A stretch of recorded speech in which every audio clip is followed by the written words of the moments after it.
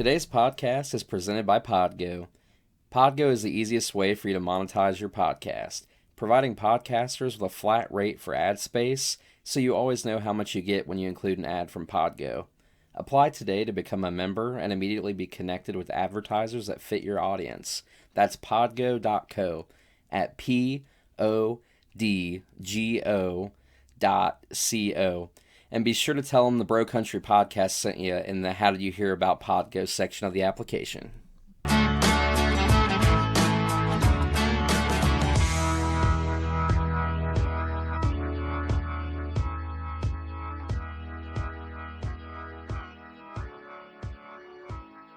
Welcome back to the Bro Country Podcast. My name is Joey, and as always, I am joined by...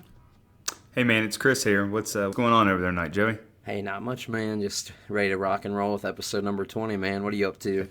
It's crazy, and I cannot believe we've already done 20 of these. It's wild. Cranked out 20 episodes, man, since what, October? Yeah. That's crazy. It's pretty cool, man. Which, speaking of, we're going to be taking a break for the month of March, everybody, so this will be our last episode until April. But we have a special guest tonight. We'll talk a little bit more about that in a minute and get him on the show. But first, we would be remiss not to do our News Out of Nashville segment. Yeah, tell us what's going on in Nashville this week, Joey. There's some pretty interesting stuff. The ACM nominations came out. Thomas Rhett booked the show at Billy Bob's, so another big name that's booking a show there. Yeah, it's wild, man. I looked at the calendar, and it's like they've got a show like every single day for the next 6 months. It's that would be the place to be. Must be nice. Yeah, absolutely, man. Which Ohio the governor just granted permission to have fairs, parades, and something else coming up soon with a bunch of capacity rules and all that. But, it's a start, so. Yeah, absolutely. I think we're going to get some outdoor music for sure this year. Yeah, which is exciting. Yeah, absolutely. And then Florida Georgia Line announced the musical that they're going to be putting on, or whatever they're doing with it, is coming out in 2022. Yeah, I saw that. I might be so intrigued by it that I actually go see it. Yeah, it's supposed to. Just to see what it's like. Yeah, they're kicking it off at Nashville's Performing Arts Center next year. Yeah. And then they plan to travel the country. And the play is basically, from the article that I read, described as a story of disappearing small-town America told through the eyes of a hopeful country singer returning home after a rough start in Music City. That sounds like a classic Nashville story right there. Yeah, so it'll be interesting. If they come close enough, I'd probably go see it, but don't know if I'd travel to see it, but But yeah, then Miranda Lambert's got a collab with Elle King, Drunk and I Don't Want to Go Home. Yeah, it's a fun one. Yeah, it is a fun one. Yeah, Elle King had that huge hit with Dirks a couple years ago, so she's kind of connected to the country world a little bit. So it's a jam for sure. Yeah, I watched the video actually on YouTube, and I was like, "Oh, this is wild." I haven't been able to check the video out yet. I'll do that later on tonight. It's good. And then our guy Chief released "Never Break Heart" today. Oh man, I've even gone back. I listened to all the tracks today, and even Bad Mother Trucker I like. So it's hard for Chief to put a song out that I don't like. But this one, This is classic. Pull at your heartstrings church right here. Yeah, it's got mixed feedback so far in all the Facebook groups from what I've seen. Yeah, people are like, "Oh, I like the acoustic version better. It's too fast-paced," which I feel like a lot of people feel that way about their favorite artists. We feel that way about a lot of our favorite artist songs too. So. Oh yeah, and he played this back in April or May, right when the quarantine started. Right. So it's a powerful song with a powerful message. Yeah, absolutely. And then Lorna Lana and Party teamed up for her new single, "Getting Over Him." That's a pretty good one. It is a good one, and Party he's going to be all over the radio. We're getting ready to jump into the nominations, but I was really hoping that Party would get a nomination for Male Vocalist of the Year, but he just missed out. Yeah, just missed out. Yeah. Speaking of, that's a good tee-up. Let's go ahead and talk about some of these nominations. We won't spend too much time on it because I'm sure we'll cover it, in the future. But Entertainer of the Year, we've got Luke Bryan, Eric Church, Luke Combs, Thomas Rhett, and Chris Stapleton. That's tough right there. Which is a solid lineup. It is. No females. Females, which is strange, but, it is what it is, I guess, but unfortunately. But female Artist of the Year, we've got Kelsey Ballerini, Miranda Lambert, Ashley McBride, Maren Morris, Carly Pierce. Yeah, and as people would notice there's no Carrie Underwood for the first time in 15 years. First time in 15 years Carrie's not nominated for Female Vocalist of the Year. Which is crazy to me, but It really, yeah. It's a head scratcher, but all the nominees definitely deserve it. yeah, absolutely. You got to pick somebody to fit in the nominations, right? Yep, you're right. What about Male Artist of the Year? Male artists, we've got Dierks Bentley, Eric Church, Luke Combs, Thomas Rhett, and Stapleton. That's going to be really tough because Stapleton's album came out in the eligibility period, so you would think Luke is going to take that, but it would not surprise me if Stapleton sneaks that one out. I agree with you. Yeah. Duo of the year, we've got Brooks and Dunn, Brothers Osborne, Dan and Shay, Florida Georgia Line, and Maddie and Tay. That's a solid category. I'm just going to go ahead and assume right now Dan and Shay are going to take that home. So I would think. Group of the year, we've got Lady A, Little Big Town, Old Dominion, the Cadillac 3, and the Highwomen. Yep. So that's a solid lineup there. Yep. New female artist of the year, Ingrid Andress, Tennille Arts, Gabby Barrett, Mickey Guyton, and Kaylee Hammock. Yeah, I would think Gabby's got to take that, I would think. I would think so, too. As soon as I read Gabby Barrett's name, I was like, oh, that's got her all over it. So yeah. We'll see. New male artist of the year, this one will be interesting. Jimmy Allen, Travis Denning, Hardy, Cody Johnson, and Parker McCollum. Yeah, that's a solid lineup right there. I'd like to see Cody take it, but I have a feeling Hardy might get it. Yeah, I agree. It's just weird seeing Cody in new male artist because he's been around for so long in Texas, and he's been around a couple of years now in Nashville. So right. Yeah, I would think Hardy will sneak that out. I do too. Yeah, it is weird seeing Cody Johnson up there, the new male artist. It's like new. He's been around for a long time. He's a grizzled veteran now. Right. But to the Nashville scene, I guess he technically is still kind of a newer name on the block there, so to speak. But yeah, you're right. But yeah, so that's really all the news I had, man. There wasn't a whole lot. The ACM nominations are always a big deal. There were a couple other categories as well, I can't remember, Steel Guitarist of the Year, Single Song of the Year, and those awards go to like the production companies and the writers and the musicians. So yeah, we'll cover those more in depth probably. In April when the awards come out. Yeah. But yeah, like we said, guys, we got a special guest coming on tonight, Mr. Jayce Hein. He's actually a multi-platinum songwriter out of Nashville. So we're going to go ahead and get him on the line here, and we will be back with you guys in just a moment.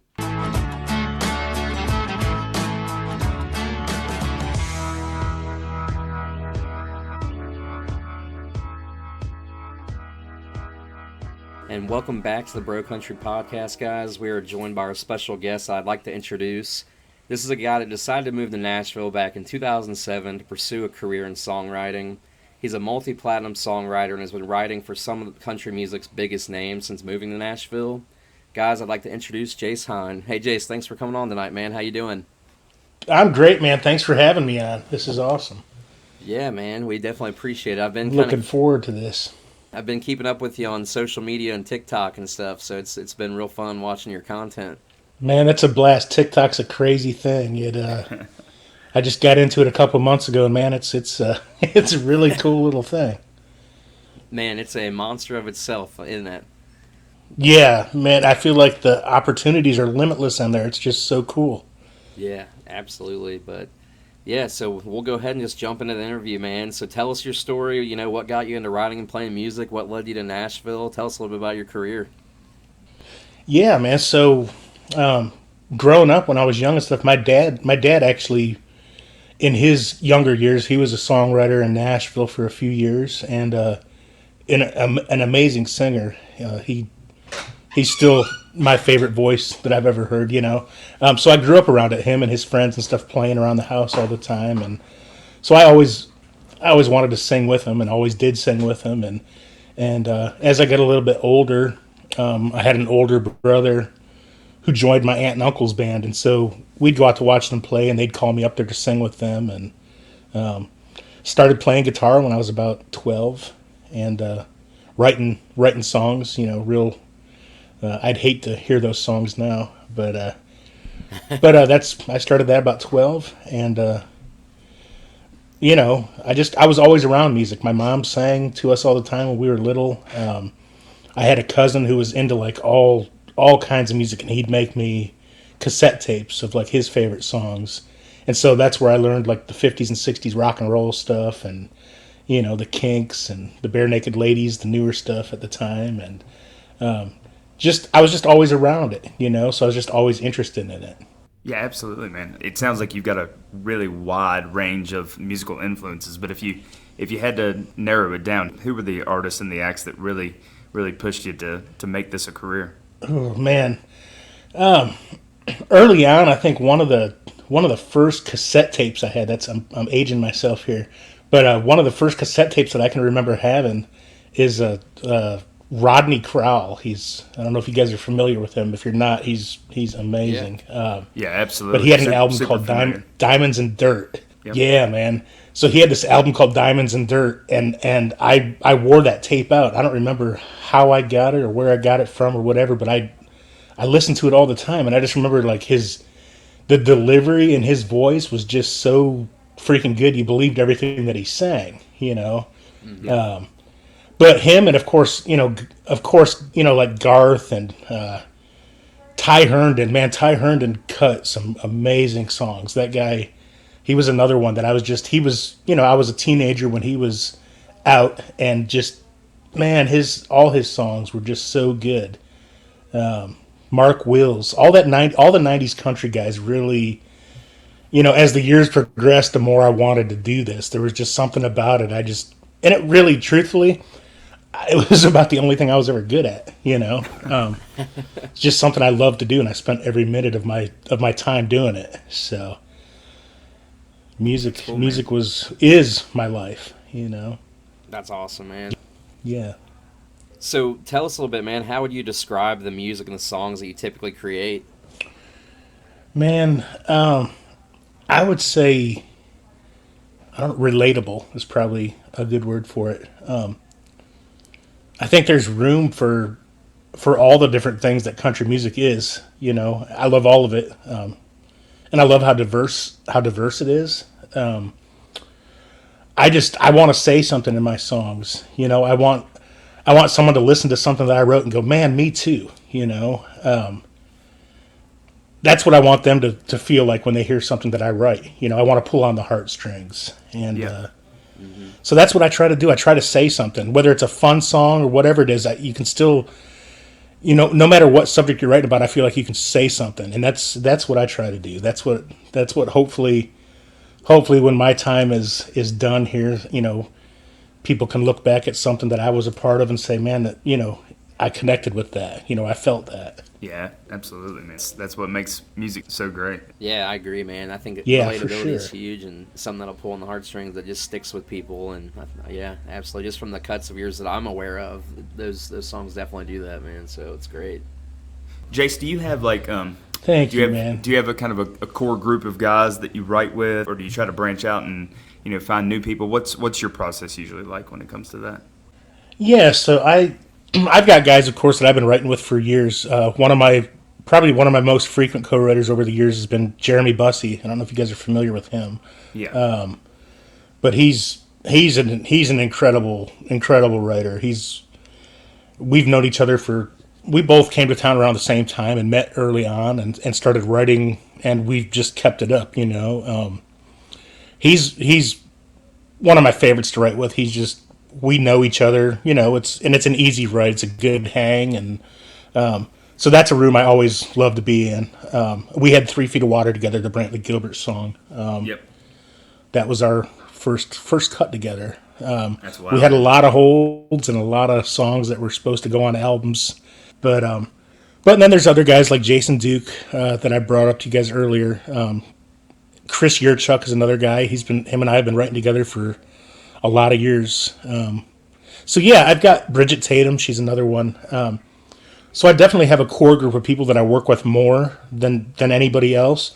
But I also, if the right opportunity comes along, I'm always open to trying new things too. I think that's a important thing in this process is to keep up with, as we get older, to keep up with the younger crowd too, and keep fresh with what you're doing, to stay relevant. I think that's super important. So yeah, absolutely. Obviously the connections and connecting with the younger generation and with the guys and gals you've been working with for a long time. That's huge and very important, I'm sure, for everybody. So that's great that you have the ability to do that. Sure. Yeah. I mean, that's what originally when I went on TikTok originally, that's what I did. I didn't post any videos or anything. I just kind of went on and was looking at different artists and stuff. Somebody that I might be able to work with and help out or whatever. And so yeah, definitely the younger crowd is definitely important to get in with. Like I said, as we get older, to stay in the up and up. Yeah, absolutely, man. And I mean, you've been writing for a long time. So what would you be doing if you hadn't pursued the career of a songwriter? Man, that's a great question. I don't know. I probably something in the medical cannabis industry. I don't know. I just always been fascinated by that stuff. I think it's very interesting. I've read a lot about it, watched a lot of documentaries, and it's very fascinating. So probably something with that. Yeah, most definitely, man. It's funny that you say that because my aunt, she actually owns a CBD company down in Louisville, Kentucky. Oh, nice. Where she set her husband, make the products, sell the products. So, that stuff's really helping a lot of people. Yeah, it's really fascinating. It's amazing all the different medical properties that it seems to truly have. Just really fascinated by that. It's a plant. It's just crazy that it could have that many helpful properties to it. So pretty amazing stuff. You probably could do that and write songs there, Jayce.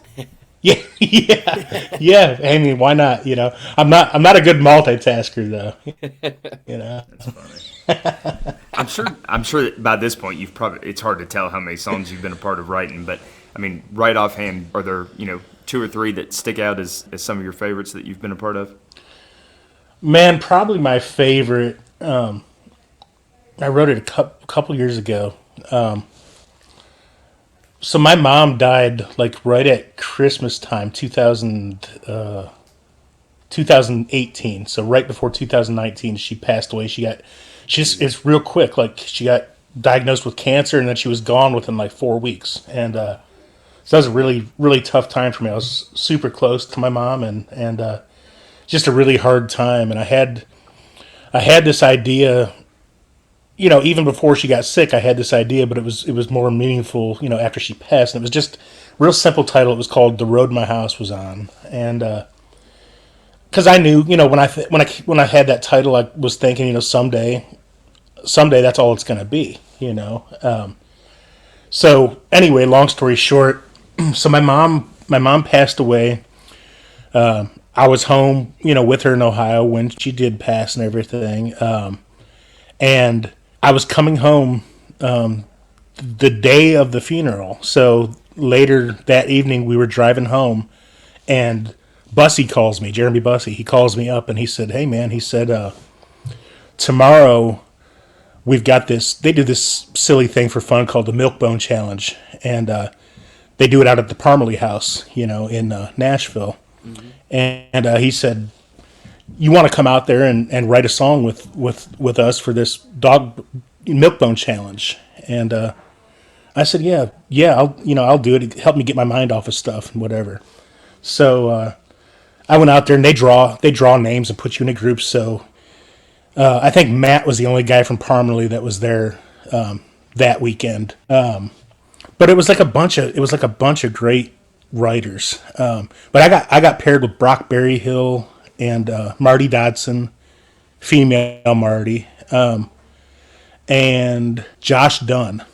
And I threw out that title, "The Road My House Was On," and they jumped on it, and we wrote this song. And it's an amazing song. I love the song. I think it's so well written, but it's so personal to me too, because it was written the day after my mom's funeral, and it's what we talk about in the song is very personal. So that one definitely stands out as probably one of my. It probably is my favorite one that I've been a part of. Probably 3 Feet of Water is another one that's one of my favorites. Just because, man, that the day we wrote that song, it was just you just knew it was something special. I was tearing up and got goosebumps, and you just know.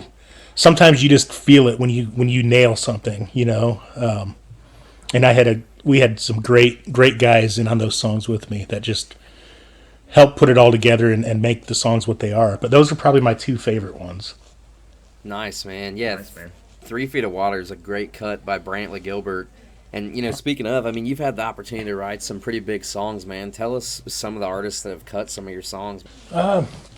So I've had Jason Aldean cut my song "Country Boys World." That was my first cut in town. Wow, that is crazy. Just man, that was awesome. yeah, that was I was in town. I think I was in town for 3 years when that happened, and that was just like that doesn't happen normally. So that feeling. I always tell people I wish I could recreate that feeling again because you only feel that once. I'll never forget getting that call saying that he was going to record that song, and just the feeling that it's indescribable. It was just the most incredible feel. You just felt like you were on top of the world, Yeah. But yeah, so Jason cut that song, and then Brantley Gilbert cut 3 Feet of Water. How do Gretchen those songs Wilson's cut my end songs. up with? 9 Days, the dudes that. How do they end up with the artist? Yeah, tell us because I'm super interested in that. So like, how does Brantley get that song, and how does Jason get that song? Well, man, it always is something different. It's never the same. It never happens the same way. But with the Jason song, that one came about. One of the guys that I wrote the song with was friends and worked with Jason's band. Did a lot. They did a lot of demos for him, and so the dudes from Jason's band came in and played on that demo, and they really liked the demo a lot. And I guess they played it for Jason out on the bus somewhere in Texas, I think. And Jason loved the song and ended up recording it. So that was a pretty cool thing how that happened. The Brantley song is actually a really funny story. Not funny, but just it's a cool story.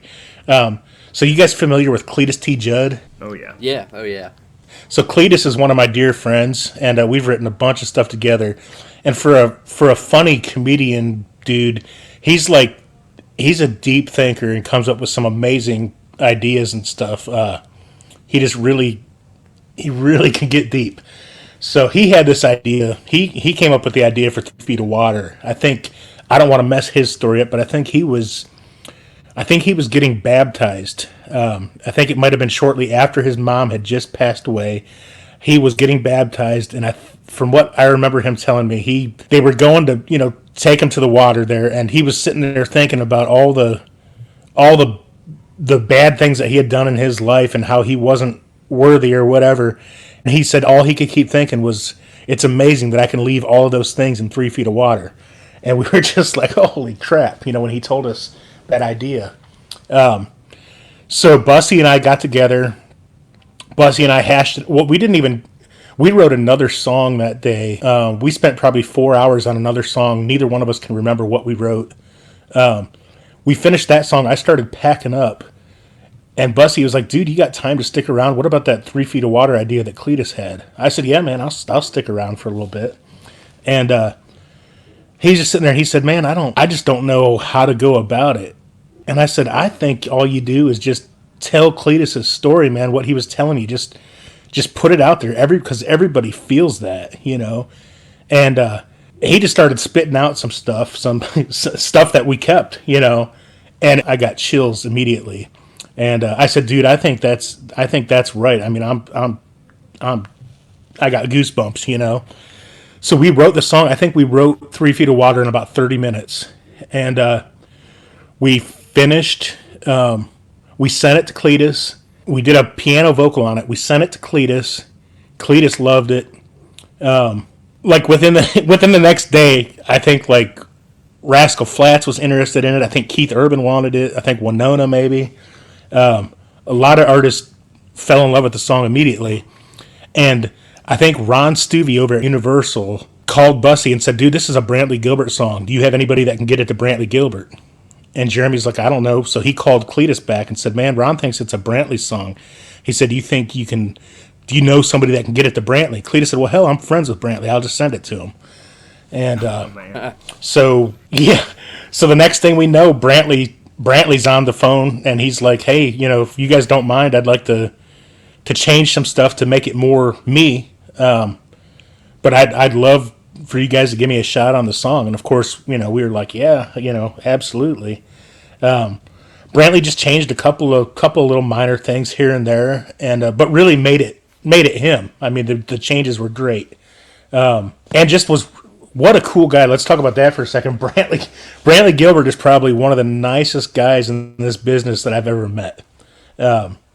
Just, I mean, he was just so good to us the whole time through. We had the listening party when he finished it. He texted us, and thanked us over and over, for letting him be a part of it, and just invited us out to shows anytime. He was like, anytime you want to come out to a show, just holler and we'll have tickets for you. And, we've done that a few times, and he's just been so gracious. Just really, really a good guy, real good guy to work with. So, but yeah, so that's how that happened with Brantley. Just a crazy, I would have never heard that song for Brantley, Yeah, man, that's a fantastic story, and it's funny you talk about Brantley being a good guy and being able to see him, because we actually just saw Brantley last month at the Acoustic Jam down in Lexington, Kentucky. Oh, nice. Yeah. Nice. I saw Brantley headline, actually, at Riverbend in Cincinnati a couple years ago when the Phenom now, Mr. Luke Combs, was just an opening act for him, so that was pretty cool. Yeah, that's when I was out. I was out when Luke was... and that was cool to see Luke, because it was right after a hurricane was just like shooting up the charts. It was like 2000, I don't know, I don't want to say what year because I can't remember, but it might have been like 2017. Yeah. But Luke was doing the opening thing for him.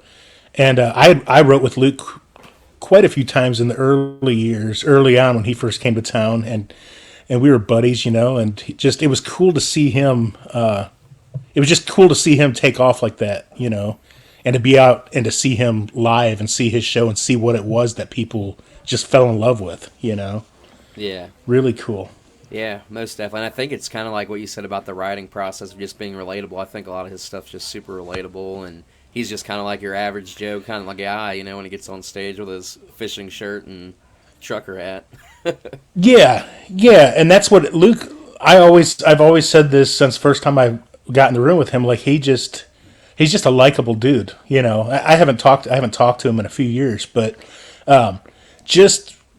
he was always a good dude. I think the first time we wrote, I was like an hour and a half late. I totally forgot about the write, and he like sat there and waited and was like super cool about it, but what a jerk, right? Just right. I totally forgot.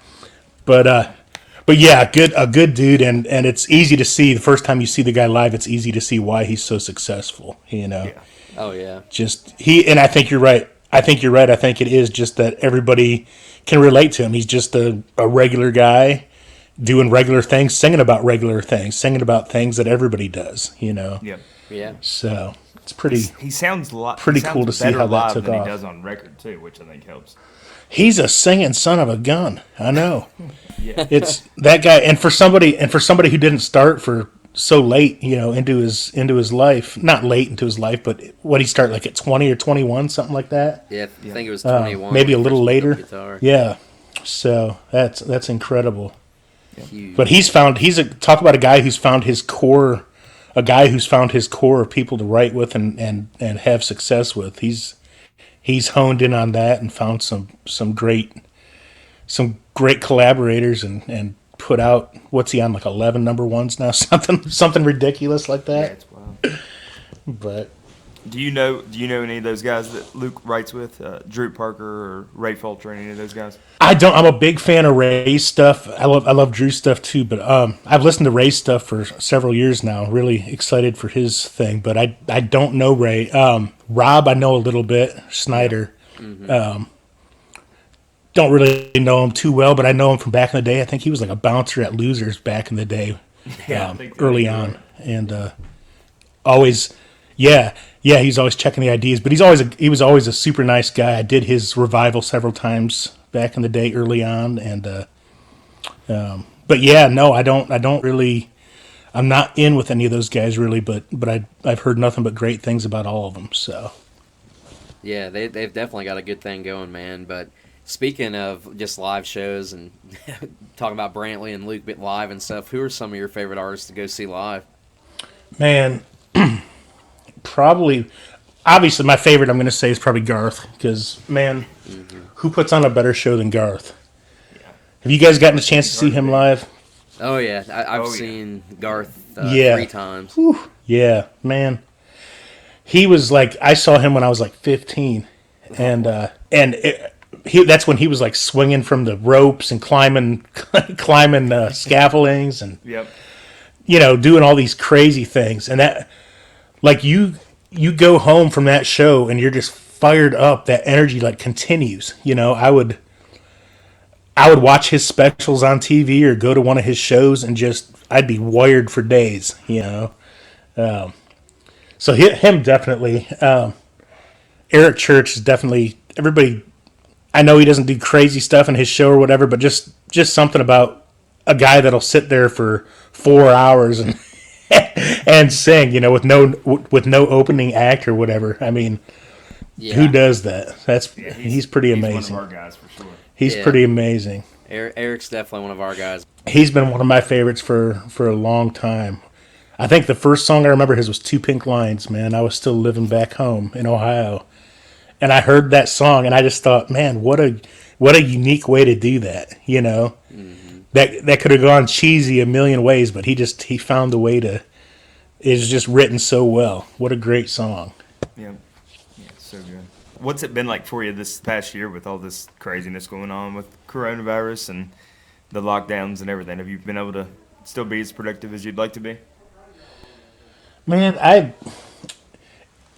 it affected it a little bit early on because nobody really knew what to do. So I think rights really dwindled early on. I didn't stay too busy. But as we learned to navigate our Zoom, we do a lot of Zoom writing now, and once we got that figured out, it hasn't really affected anything as far as writing and stuff goes. I think still stay pretty busy doing that. Just I've learned to just kind of I lock myself down in my studio for 2-3 hours a day, and I just play with words and try to read a little bit and come up with some ideas and some titles and stuff. But yeah, I mean, it might have affected us a little bit early on, but I think, we're lucky.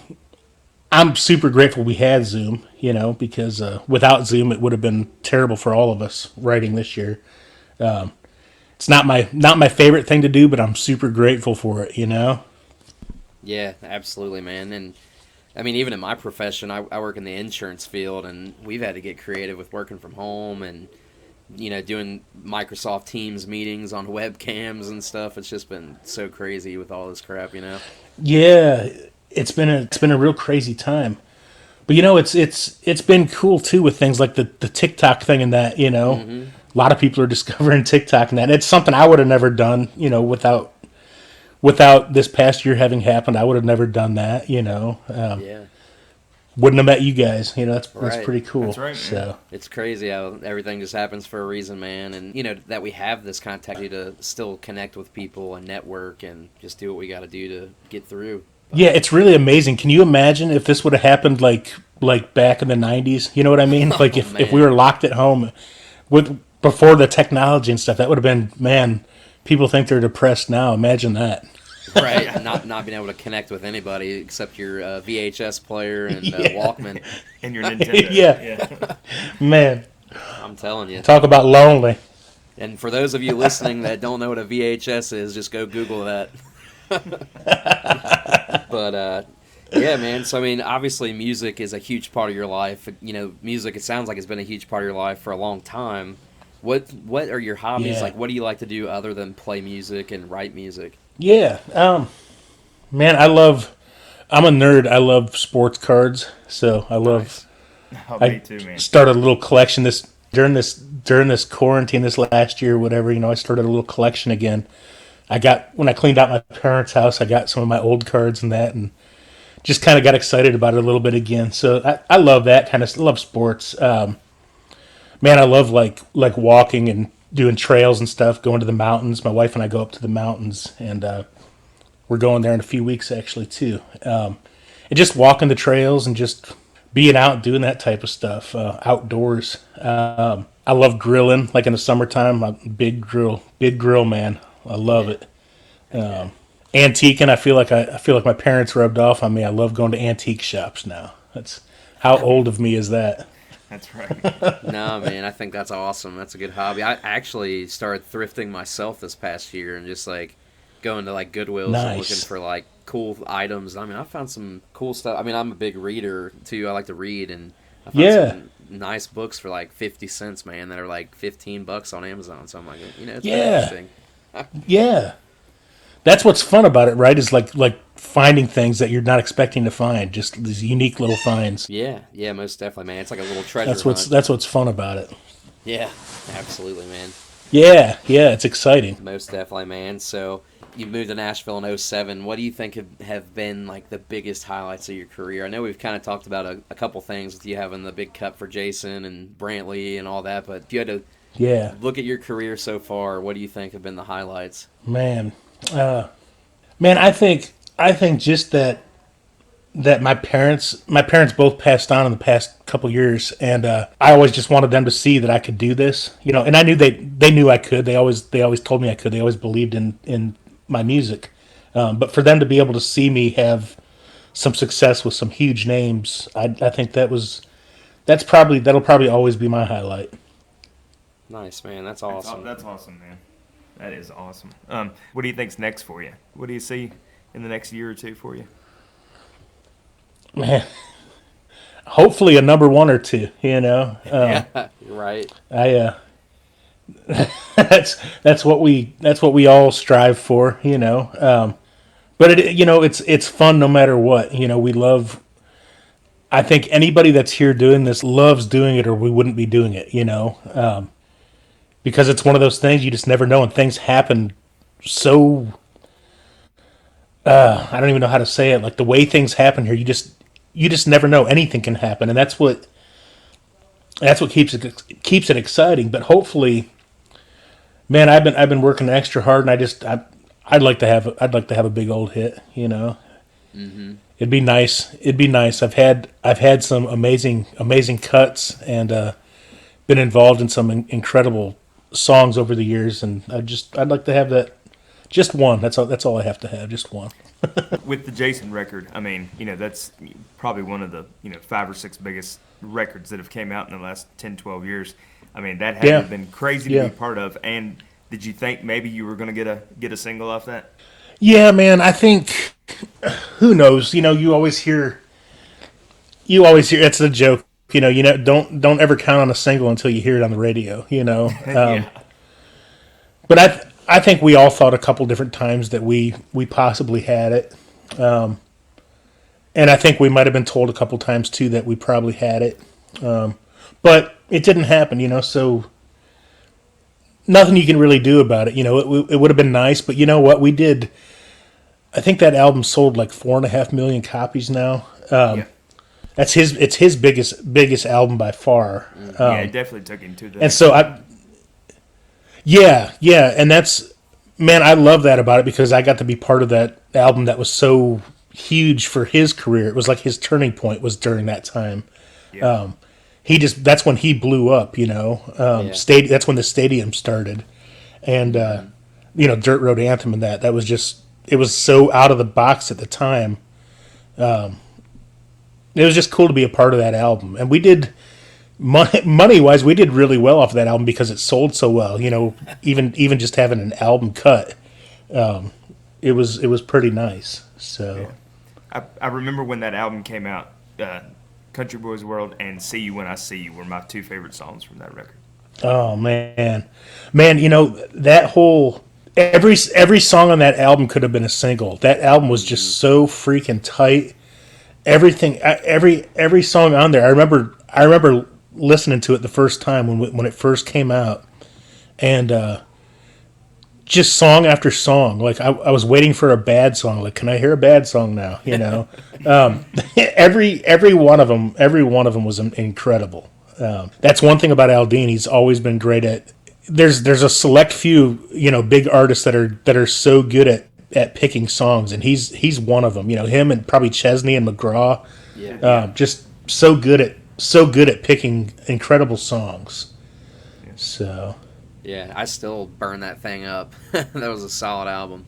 Yeah, no doubt. I always tell everybody that's not because I had any part in it, just because it was what it was. It was just so good, and I don't know that he'll ever top that with a full album. I don't know. Yeah.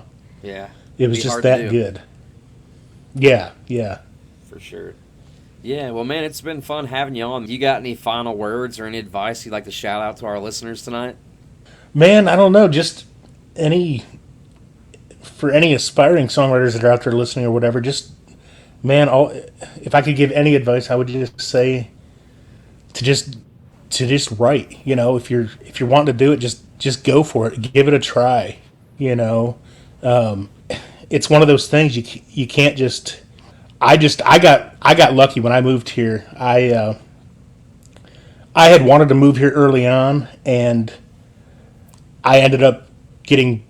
I ended up having a child and then getting married, and so those plans just kind of got put on the back burner. And then I just several years later I got divorced, and just out of chance I had a couple of friends that lived here, and they just kind of talked me into moving here.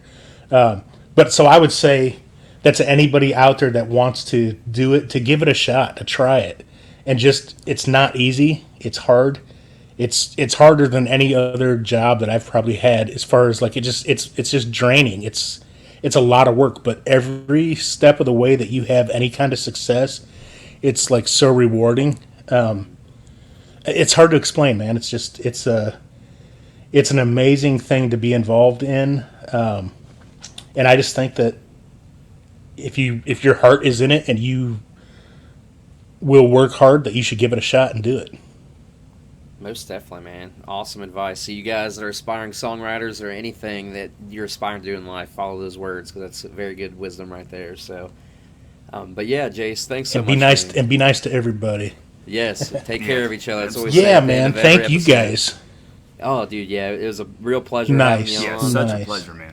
Yeah, definitely a pleasure having you on, man. We'll have to catch up with you here soon. But listeners, you guys go check Jayce out on social media. You can find him on TikTok, Spacey Jayce. And then your Instagram, Jayce, correct me if I'm wrong, it's just your first name, Jayce_Hein, Hein. Yeah, that's correct. Yeah. All right, guys. So make sure you go follow him. While you're at it, if you want, feel free to check us out on social media. You guys already know we're everywhere. TikTok, Facebook, Twitter, Instagram, all that good stuff. Bro Country Pod, just search us. We have a pretty good community, so come join us and have some fun. But I think that's all we're going to have for tonight, guys. Appreciate you all tuning in. We'll catch you guys in April. And as always, until next time, keep it country and take care of each other.